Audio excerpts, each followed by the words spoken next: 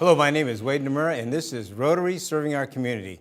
I had the opportunity of taking a look at what's called the Blue and the Gray, which was a very unique experience, something I heard about for a long time.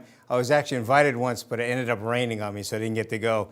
But with me, I have Don McAllister, president of the Rotary Moorpark Club. Welcome. Welcome. Thank you. And also Lyle Pennington from Moorpark Rotary, and Max Copenhagen from Camarillo. We'll start with you, Don. Tell us a little bit about yourself. Well, I'm a retired rocket engineer, actually. Been a Rotarian now for 5 years and had the opportunity this year, 2016-17, to be the president of our club and to see what I could do to help continuing the strong legacy of our club, and especially this Blue and Gray Civil War reenactment event is a major part of our fundraiser and the source of things that we try to do for our community. Kind of made your club a little famous on this one too. You guys are well known for this. Yes, it's a unique event, and this is the 16th year Wow. that we've been doing this event at a few different sites in Moorpark, but it's our centerpiece fundraiser for the year. Great, thank you. How about you, Lyle? Tell us a little bit about yourself. Well, I'm a General Motors person. I worked for General Motors for 39 years, retired in California, and my neighbor always pushed on me to come to Rotary, and I travel all over the western part of the United States. So I joined Rotary about 20 years ago now. So, and I've been involved with this event, the Blue and the Gray, since it started. And so I can remember sitting in a room and us making the decision that this could be a good fundraiser for us. So anyway, happy to be here. Great, thank you. And Max, how about you? I'm Max Copenhagen. I'm in Camarillo Rotary. I've been in that club since 2008, but I've been a Rotarian for 18 years. And I started reenacting when I was back in Virginia working for the U.S. Forest Service. I had a 35-year career with the U.S. Forest Service. Great. And how did you get involved as a reenactor here? Actually, when I moved back to Washington, D.C. in 1998, I was invited to go out to actually it was in Fairfax County Courthouse. They had a nice little park around the courthouse. It was what's called a living history. And I saw what was going on there and decided to get the equipment and start doing it myself. And I just brought that skill and that interest with me when I moved back to California. Got it, okay. Don, back to you. A lot of people don't know what the Blue and the Gray actually is, so tell us a little bit about the event. Okay, if I can, let me show you Great. a flyer and use that to illustrate. The Civil War is obviously a critical part of the history of our nation. And what we have tried to do, of course, the blue and the gray represents the Union and the Confederate Army opponents, to recreate history, to help the children in our community understand the importance of it, what really happened, and to bring it to life. And so we've incorporated interaction with the school kids, especially those grades where Civil War history is taught, like 8th grade, to get involved in this, to come and hopefully bring their parents. We offer on Fridays a special pre-tour for 8th grade students in the local areas where they can come out and visit up to 10 or so different venues where they can talk to the reenactors, talk to the soldiers, see the cannons fire, and talk to the cavalry soldiers. So this is, and every year we focus on a different battle within the Civil War, and over the course of the 2 days, the Saturday and Sunday, we conduct about 5 battles, 3 on one day and 2 on the second, to represent the kind of action that went on at the time. Now the battles, this one here, this year was, which actual battle was that one? This was the road to Antietam. So this is the Battle of Antietam. Okay. And we try to set our locations on a battlefield that is not necessarily identical to, but representative of the kind of conditions. Perhaps Max can talk more to that later, the kind of conditions that the soldiers of the time would have faced. Got it. So it's actually more or less then a reenactment of an actual historical event, Right. down to the details. That's correct. The different strategies are discussed, the positions of the soldiers on the battlefield, and then there's the live action portion of it with the cannons firing and soldiers and the cavalry troops parading as well. So I noticed you actually have a narrative too going on during the battle itself, where the narrator is talking about the battles and the details. That's right, and he's providing context for the history at the time, where this battle was within the history of the war, and the kind of conditions locally, and of course the outcome of the battle is an important consideration as well. Right. Now, Lau, we'll get to you then. Tell us a little bit about your role. You were actually kind of the organizer at one point and chair the event. Well, primarily I've taken on the role of being the marketing person. It was pretty much my background from General Motors to put the marketing materials together, to reach out for sponsorships and try to find ways to connect people in the community, businesses in particular, and individuals who would like to support our effort. And so we do a lot of signs and posters and that sort of thing around the community to let people know that this event is going on. So we also have some very key sponsors like Ventura County Star, the Acorn, K-Hay.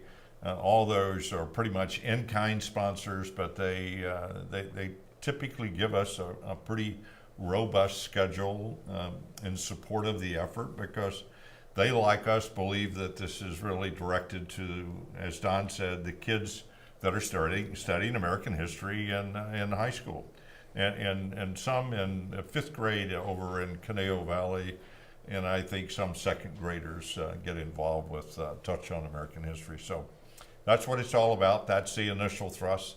Get to the teachers, get to the students, and try to get them and their families to our event. Got it. Good. Thank you. Max, tell us a little bit about what you're wearing and how you ended up with this. What I'm wearing? Well, for one thing, it's all natural materials. I'm wearing cotton, wool, leather. There's some canvas involved, and brass. No plastics.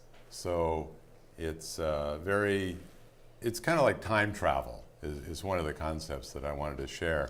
Is when we do this hobby, this reenacting, we go back in time, and by having everyone in the camp use only the period correct materials that would have been there in the 1860s, it gives everybody a chance to kind of travel back in time.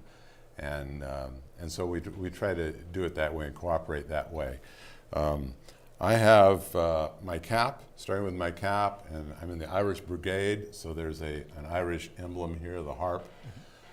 There's unit insignia on here. I'm in the New York 69th of the Irish Brigade. This top coat, you may be impressed with these stripes here. They're actually, I'm a private, but these stripes are for seniority because I've been doing this so long. This is my dog tag, and at the time, dog tags could have been made out of any material, simply so that if you died on the battlefield, somebody could know where to send the body or who to tell. There's quite a bit of leather. This here holds up my bayonet, which is sort of the French style, and also a cap box where I keep my little caps that then activate the gunpowder for the ballistics. I have a belt buckle that holds up I have a box down here full of cartridges, and lastly I have this little item here which has no function at all but is a vestige of the armor that they wore in the Roman Legion. So this is simply attractive. Great. Well, thank you. Let's jump into some of the pictures, because I had the opportunity to grab a few of those for you, and we'll start with the first one. Don, tell us a little bit about the event itself. I believe that's a schedule you have, and Yes, I talked a little bit about that before. The primary event is 10 a.m. Saturday to about 5 p.m. Saturday night, and then Sunday goes from 10 to about 3 o'clock. We do have a sort of a preview on Friday, as I mentioned, for school kids who come out with their teachers and get a preview, and they get to speak with the various reenactors who are encamped at the time. oh, nice. All of the battlefields in the encampments there's a Union soldier encampment, a Confederate soldier encampment, and a civilian encampment. Now, typically during that time, there would be civilian people that would be following the armies, and they would be providing food. They would be maybe even selling uniform items, and so in those encampments, you could buy paraphernalia, you could buy souvenirs. Got it. Okay, great. And then the next picture, we have some posters and banners. I guess this is Lyle's forte here, getting the people together and doing the promotion of those items, correct? Exactly.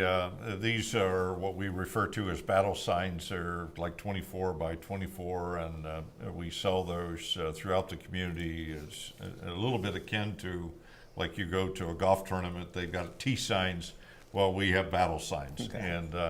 And it's just a way for businesses in town and in the community and individuals to support the effort, because most of that just gets into drops to the bottom line because we don't have a lot of expense in that. Okay. But that's what it looks like. You know, we put them up. Thank you. Now we got a few pictures we're jumping into next. Actually shows the encampments itself.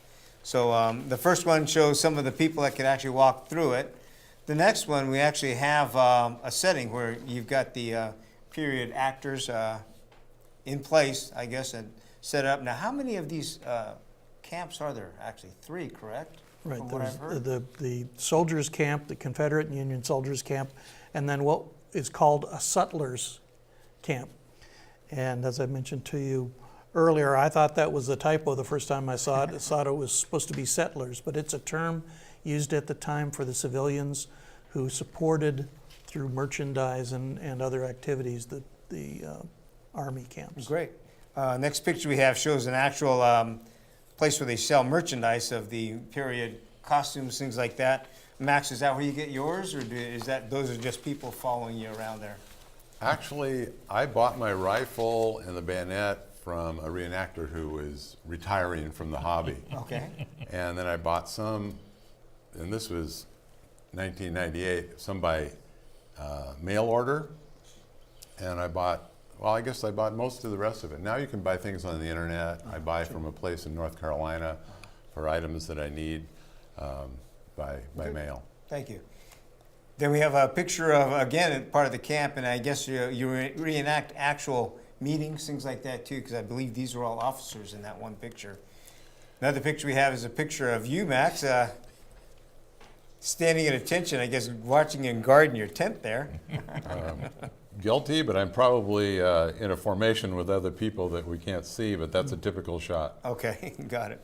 And then again, one of the other encampments that was across on the other side of the battlefield, I believe it was the Confederate cavalry, correct? It is the Cav. That's correct. Okay. Yes. Good. Next picture, I took this picture because I was kind of impressed. This is the, I guess the quote ambulance, right? Right. There's a horse-drawn ambulance that is all part of the reenactment of the battle, and there are those reenactors who suffer wounds or worse, and that have to be picked up and taken to care. And among the encampments, it would include a hospital-type tent, okay. and typically there's a surgeon there that would talk about what he would normally do. I was watching these guys fly across that battlefield. It looked like one of the disasters would have been one of these guys falling off that thing. They were barely hanging on half the time. Next picture shows the staging of that, the actual battle itself. Have pictures of the spectators. Then the Union Army is actually getting in position up on top of the mountain. Yeah, just prior to the battle, each army would parade up to the battlefield, and that's always a nice visual for the crowd. They can see the soldiers up close, applaud as appropriate, and then they take their positions on the battlefield. Got it. And then we have some more of the staging and part of the battle now that I was able to get some pictures of.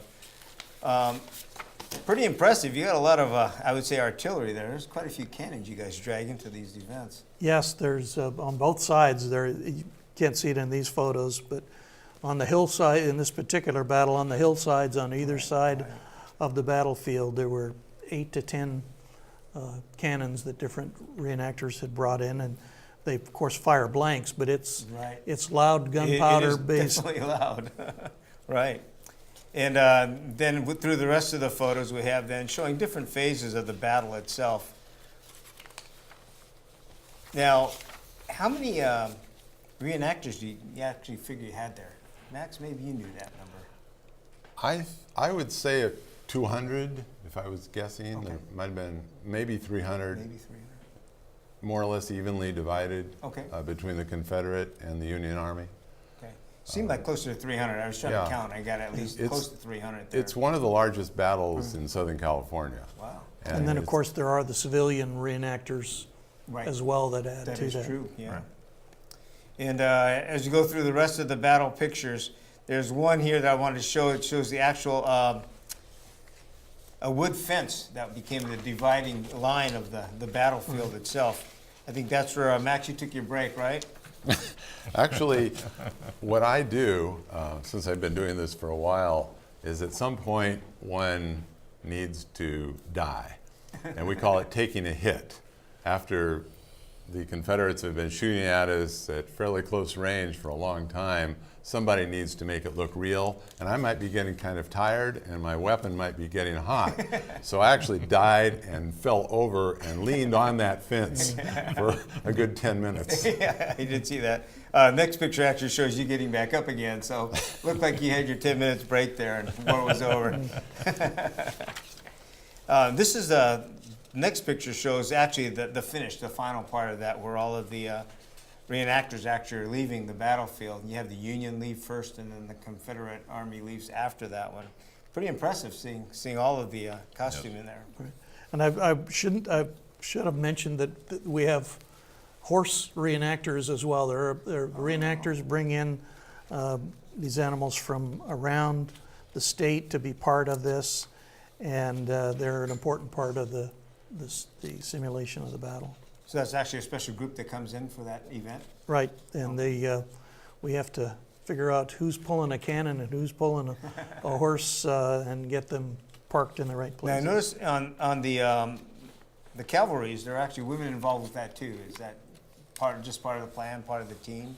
Yeah, and these are, as Max probably can talk about, it's a family hobby. So if you've got a reenactor, your family is more than likely involved in the logistics and the transportation and all that kind of thing. Okay. And there are horse women. Now, they don't look like women. They try to disguise who they are. But there was, I would say, thousands of women who went to war with their brothers or their husband, or just because they wanted to. Really? And they didn't know it unless they got wounded, and they had to do some surgery on them. Wow. So it's quite well documented.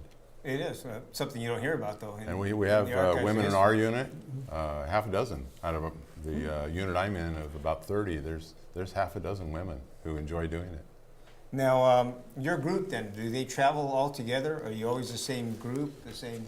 We camp together, but we're spread out between Barstow and San Diego. I'm about the farthest north, so there's about 30 of us in the New York 69th. Okay. But we do enjoy camping together, which is one of the three big reasons why we do this. And how long are you usually there at one of these sites? Over the weekend, Over the weekend? most people come on Friday and stay until Sunday afternoon. So they'll come and set up on Friday, have a simple meal, and then by Saturday morning they'll be all set up, 10 o'clock or so. Cars have to be out of the way, you have to hide anything plastic, and it looks real for the next 36 hours. Very good. Last picture I have is actually one with Abraham Lincoln. So, Yeah, this gentleman has been reenacting as Abraham Lincoln for as long as I can recall. In addition to going to Civil War reenactment events, he would also go to schools. So we have people who represent the political figures of the time, who give the speeches and talk about what was going on around the conflict in the political world as well. There's a reenactor for General Grant, and they have a debate which we stage at the courtyard in between battles, and they talk about their various positions, and again, it's part of learning the history of the event. and by the way, that guy's pretty tall. I just didn't think he's a big guy. Not even counting his hat. Exactly, not even counting his hat. He was large. He's been with us the whole time, Dan Edsel. He's just done a wonderful job. I kid him all the time. I said, "You're more Abraham Lincoln than he was." I think you're right. So when I think about Abraham Lincoln, I think That's of Dan. whose picture you see. And so, So he's on the one on the $5 bill there, huh? Right. The event itself, tell us a little bit about it. What are the reasons why the Moorpark Club got involved with it? Was it for the education component, community Yeah, connection? it's really about, you know, the old saying, if you want to avoid the historical problems of the past, you need to study it and learn from it. And so this whole event, yes, it's exciting, and there's cannons firing and there's cavalry, but it's really about bringing to life a critical part of our history, to talk about the horrors of war, the heroics of war. All of that is a part of it, but it takes what could be a dry textbook subject and makes it into something real for our children to learn. Yeah, that was one thing that was fascinating. I found out when I was there actually the first time. First, the controversies of those people that come over there and go, you know, it's promoting violence. It's actually not. It's actually reenacting a part of our history, so it's completely different from what most people anticipate it to be. I found it quite fascinating. And Max, yeah, go ahead. Oh, well, I was going to mention it's a matter of giving you perspective on what happened.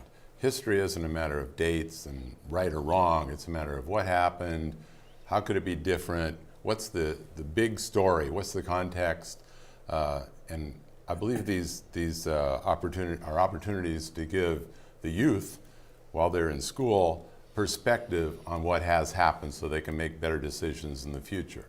And there's also, it's not only the history of the battles, it's the history of technology, it's the history of medicine. One of the, I wouldn't call him a settler, but there's often at the events I go to, there's a doctor. I think he's actually a dentist, but he collects medical tools that were used back in the 1860s, and I have actually volunteered to lay on his operating table, and he'll pretend to amputate a limb and do all this. And this was before they understood there were germs. So they would use the same knife over and over on many, many wounded soldiers. So medical technology, the technology of machinery, it's just fascinating, and it's a good lesson. Part of the lesson that we talked about, Lyle brought this one up, was the fact that you want to try and encourage or bring in youth, school specific. How successful have you been recently? Well, it's always been the key cornerstone of our whole campaign from a marketing standpoint, is to try to touch base with all of the 8th grade teachers, primarily in Ventura County, that study American history. And we've got quite a collection. And each year we try to push deeper out into Los Angeles with that group of people. Probably the best way to describe it is, as Max commented, it's not just dates and things that happen in history, and that's what the kids read. But one of our former superintendents of school, when he first went to our Civil War reenactment, and he could see what those kids were learning, and all, he was just bubbly coming out of there saying, this is bringing American history to life for these kids. And when we formally had it in November, he loved the idea of the kids being able to go to class in the springtime, having seen what it really looked like at the American Civil War. Real quickly, back to you here, Don. You do this every year as a fundraiser. How much do you actually raise and how much work is involved Well, with that? there's a huge amount of work. As you can tell, it's a very complex event involving a lot of people. And so our big challenges in recent years have been acquiring the appropriate site and going through regulatory and insurance and all those kind of processes, and for organizing all of the volunteers. And we really thank the reenactor community for supporting this. This year we moved it from the November timeframe to April, which helped us with the fire department. For, as you can tell, we have a lot of things that could be detrimental in the springtime, especially in a rainy year like this one has been helpful. So we plan to keep doing it. We're going to learn every year and try to do it better every year. Sounds good. Now, Rotary-wise, as fundraising comes in, do you have specific earmarked areas where you try and invest that back in the community? Or? Yes, we look at supporting both local and international organizations or needs. One of the biggest local needs for us is the Boys and Girls Club of Moorpark. We are primary sponsor of their good work. We also participate through donations to the Rotary Foundation, the global grants, the fight against polio, water projects, maternal health and welfare, and perhaps peace and conflict resolution by the learning that comes from this reenactment. And how many people you think you get as far as attendance-wise over the weekend? We think we had about 3,000 a day. Wow. This last year, and you know we'd love to double that. We'd love to double our reenactor participation. The event is key to the site, and we hope to get in the future a permanent site. Well, thank you very much for putting these shows together. I mean, it's outstanding. You guys are doing quite a bit, not only for Moorpark, but actually bringing history back. Max, thank you all for joining us too. And with that, thank you very much for joining us. Take a look at next year, the blue and the gray. Outstanding. I had a great time there and look forward to that one. Thank you, and we'll see you next time.